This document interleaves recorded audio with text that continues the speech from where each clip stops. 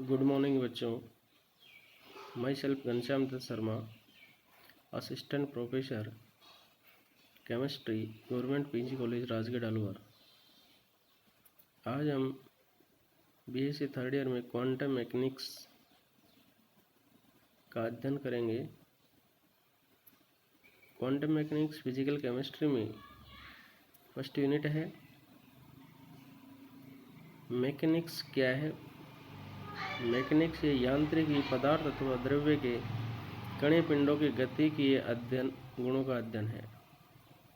यांत्रिकी किसी पदार्थ या द्रव्य के कणीय पिंडों के गति के गुणों का अध्ययन है। डायनेमिक प्रॉपर्टीज का स्टडी करता है। न्यूटन का गति का सिद्धांत तथा मैक्सवेल का विकिरण ऊर्जा का सिद्धांत चीज सम्मत यांत्रिकी के अंतर्गत माने जाते हैं। क्लासिकल मैकेनिक्स के अंतर्गत माने जाते हैं, क्योंकि क्लासिकल मैकेनिक्स के बाद में ही क्वांटम मैकेनिक्स डेवलप हुई है। परंतु प्रकाश की तरंग प्रकृति, प्रकाश के वेग, विद्युत प्रभाव तथा क्वांटम प्रभाव आदि की व्याख्या नहीं कर सकता। जैसे कि प्रकाश की तरंग प्रकृति मानी गई थी, उसमें जो प्रकाश के ये दो प्रभाव हैं, और भी कई ऐसे प्रभाव हैं जिनका अध्ययन उसकी तरंग प्रकृति से नहीं होता है। प्लांक वाइंस्टीन ने तब पिंडों से उत्सर्जित विकिरणों के बारे में बताया कि प्रकाश के विकिरण क्वांटमों या फोटोनों के रूप में असतत रूप से उत्सर्जित होते हैं, डिसकंटिन्यू रूप से, नॉट ए कंटिन्यूअस रूप से। क्वांटम क्या है या फोटोन क्या है? क्वांटम या फोटोन ऊर्जा के वे छोटे छोटे बंडल्स हैं जिनकी ऊर्जा E बराबर h न्यू के इक्विवेलेंट होती है। प्लांक जो इक्वेशन होती है उसमें E equal to h nu के बराबर ऊर्जा के जो बंडल होते हैं उनको फोटोन का नाम दिया जाता है, जहाँ h प्लांक कांस्टेंट होता है और न्यू फ्रीक्वेंसी होती है। दे ब्रोगली के अनुसार प्रकाश में तरंग तथा कण दोनों के गुण पाए जाते हैं, इसलिए इसके सिद्धांत को तरंग यांत्रिकी कहते हैं। यह सिद्धांत सभी प्रकार के विकिरणों पर लागू होता है। इस सिद्धांत के बाद में हाइजेनबर्ग और श्रोडिंगर के आधुनिक सिद्धांतों का अध्ययन भी क्वांटम यांत्रिकी में ही किया जाता है। जो क्लासिकल मैकेनिक्स है उसके जो बेसिक इक्वेशन है, फर्स्ट इक्वेशन है कि वह एनर्जी को गतिज ऊर्जा और स्थितिज ऊर्जा की योग के बराबर मानता है। E equal to 1/2 mv² plus v। और हमें पता है संवेग P बराबर mv होता है। यदि इस टोटल एनर्जी इक्वेशन में P की वैल्यू इंसर्ट कर देते हैं तो ये आता है अपने पास में E equal to 1/2 P² upon m plus capital V। ये है क्लासिकल मैकेनिक्स की ये फर्स्ट इक्वेशन है।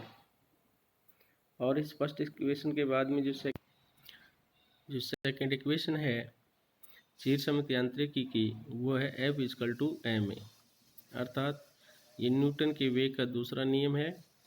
m द्रव्यमान वाले पिंड पर लगने वाले सभी बलों का सदिश योग F बराबर ma के बराबर होता है।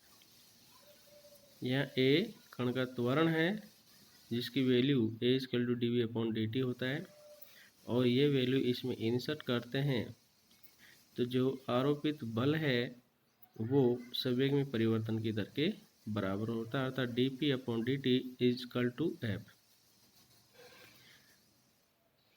चीर समित यांत्रिकी की जो समीकरण हैं उनके कुछ ऐसे फलताएं हैं।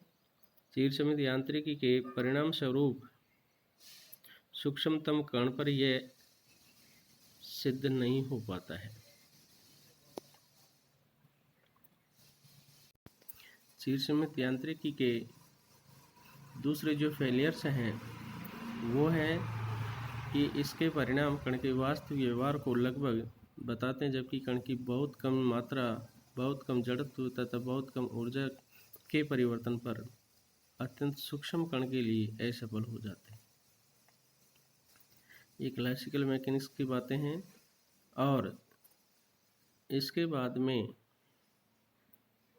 जो रेडिएशन किसी गर्म पिंड से उत्सर्जित होते हैं उनके बारे में अध्ययन किया जाता है। तो सबसे पहले अध्ययन करते हम कृष्णिका विकिरण, ब्लैक बॉडी रेडिएशन।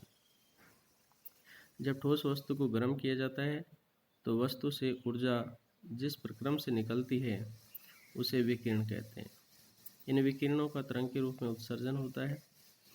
मैक्सवेल के विद्युत चुंबकीय तरंगों के समान इनकी प्रकृति होती है।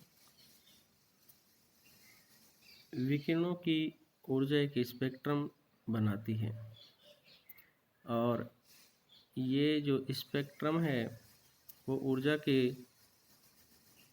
क्रम में ही बनता है। वस्तु के ताप पर ऊर्जा निर्भर करती है। निम्न ताप पर स्पेक्ट्रम में निम्न ऊर्जा वाले विकिरण होते हैं और उच्च ताप पर उच्च ऊर्जा वाले विकिरण होते हैं। उत्सर्जित विकिरणों की ऊर्जा तथा स्पेक्ट्रम में तरंगदैर्ध्य अलग अलग ताप पर अलग अलग होती है।